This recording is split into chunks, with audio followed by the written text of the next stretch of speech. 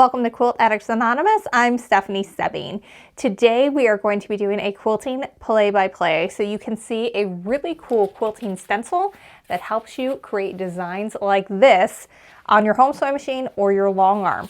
I love using Line Stencil. We have an entire free motion quilting series where we start with 4 basic quilting stitches that are on stencils like this, and we teach you how to use them. We teach you how to mark it with the chalk pounce pad, and then we show you how to expand from that and how you can take those 4 basic stitches and really create just about anything.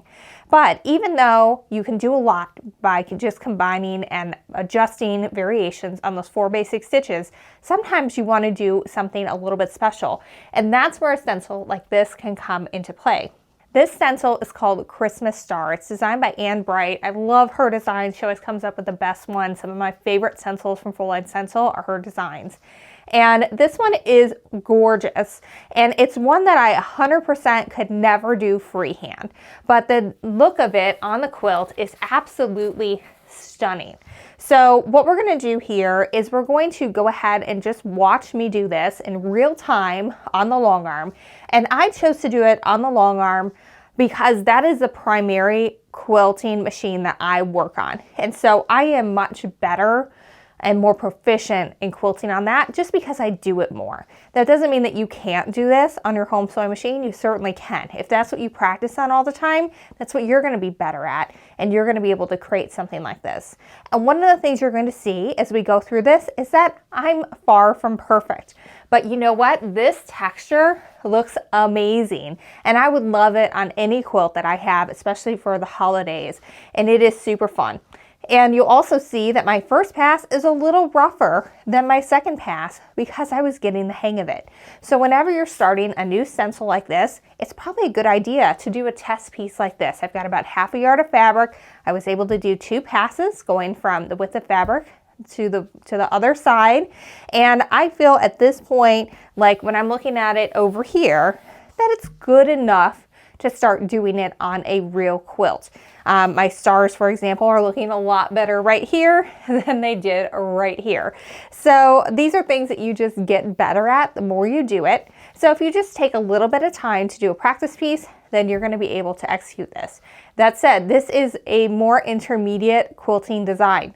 This is not one that you just want to whip out and give a go for your very first quilting stencil.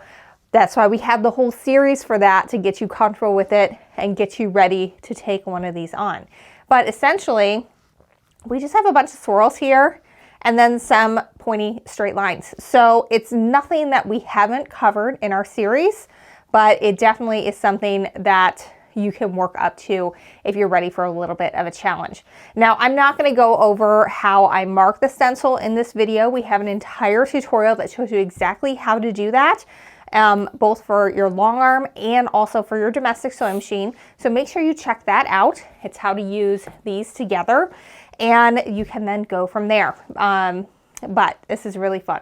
Let's get into the play-by-play. All right, so I went all the way to the edge with this because my backing piece was the same with the fabric as my top. So I had a little bit of trouble starting off, which usually you keep that a little bit bigger so that way you're not having the side of your machine run into your clamps. So what I ended up having to do to start this off is actually just take off the clamps and kind of hold it with my hand. So it's a little awkward to start. This is not something you would be dealing with on an actual quilt, as long as you are good about remembering to make your quilt back larger on all sides. All right, so here we go. Like I said, this is a little awkward because you're not going to be having to hold the side of your quilt in order to create the correct tension. But what I'm starting off doing here is just following that line in, and you can tell I totally missed that little circle. I didn't do it the first time. It was just a little much going on there. And I also completely missed my first star because I was just like, what am I doing? So at this point, I went in and I started doing that big star point. So if you are getting started and you're not 100% sure where you're going, don't worry, you can totally wing it a little bit. And in the end, no one's really gonna be able to tell that you messed that up because those chalk lines are gonna go away. Now you can see I'm struggling with the star. This is literally my first pass giving this a go, which I always like to show you guys when I'm not perfect. for two reasons. One, you can see that this is my first pass and it's not looking horrible. It's looking pretty good. I would be totally fine with this on a quilt once I get going a little more. But also to let you know that the first time you do something like this, it's probably not going to be perfect either. You got to give it a little bit of time to get there. So one of the things that I was really struggling with, and it got better once I was able to put my clamps on, is my chalk was like really bouncing off this time. I was really heavy-handed on priming that pounce pad before I put it on, and it just was flopping away. Like I could still see where the lines were, kind of, but sometimes if you don't get it on there quite right, you're going to run into this problem. So what you want to do is you want to stabilize your quilt as much as possible. You're going to see that the chalk is not coming off as much now that I've got those clamps back on the side that I've come in. You can see it's coming in place a little bit more. But if it comes off, like right there, it did pop off, I knew where I was supposed to be. I knew I was supposed to have that circle come in there. And same with the stars. I know about how far I'm supposed to go out, and you just kind of have to wing it a little bit. Like this is where your own creative juices can come into play. Follow it, but make it your own, because at the end of the day, those chalk lines are going to go away. No one's going to know that you weren't perfectly on it, and it makes it look more handmade because it obviously wasn't done by a computer. All right, so you can see I'm kind of working my way around the star, and then I've got to come back out. So one like this, there's a lot of backtracking. We're about to see one here. So I'm going to come into this loop.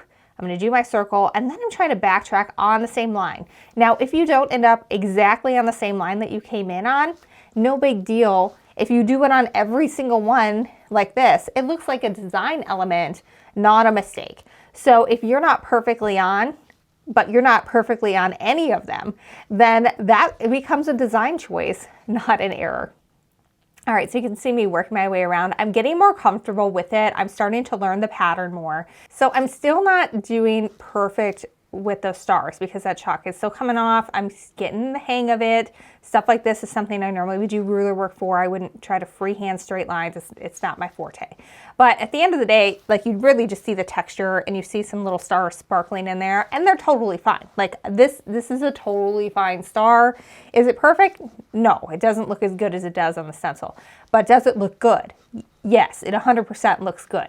So don't be so like into it. Like when you have just done it and you have your eyes like staring in this, you are going to be so critical of yourself because you know every flaw that you just made. So you just kind of have to like work on that as you're going. But the biggest thing is to kind of study your stencil before you start. That way you're going to know the path that you're going to take. So for example, when we look at this stencil here, we know that I'm going to come in, I'm going to do my loop in my circle, then I've got to come out, and then I need to come in and follow the lines of that big star. I get to come out, do a couple loop-de-loops, another star, come here, come around, travel back over that line if possible, come around, and then over here I need to, what I did with these is I came all the way through to the loop and then came out and then tackled that star. And then I just kept on going. So if you just want to take a minute just to trace everything out like this with your finger until you make your way through before you get on here, then you kind of really know what you're doing. All right, so here we are. We're starting our second pass. The last one cut off a little early because the camera slipped down. That happens sometimes with the handlebars. So you can see I'm kind of holding it to the side again, but I'm smarter about it this time. I know that as soon as I get to a stopping point after that first bit, I need to re-clamp it on because my chalk will stay longer. Now, I've always heard that if you spritz the chalk powder with Mary Ellen's Best Press and then let it dry before you go, then it'll stay in place a little better.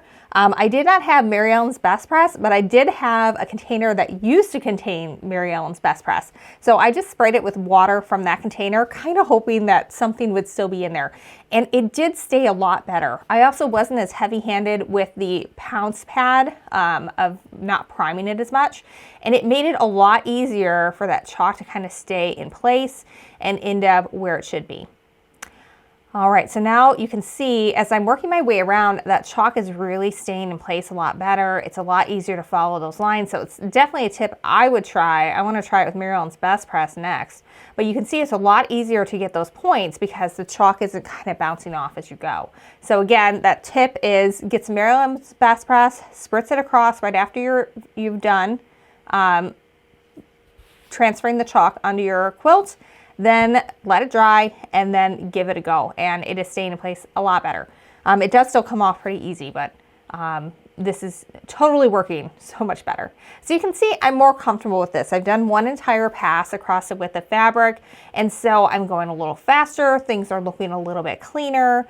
When I'm doing those swoops around, I'm getting circles every time as opposed to weird little points. I have learned the path a little bit more, and this is not like I had quilted this for 12 minutes before we got to the second pass, just 12 minutes. So we all have like 15 minutes in our life to give it a practice before we go at it for the real thing. And I was very happy with how this is turning out here.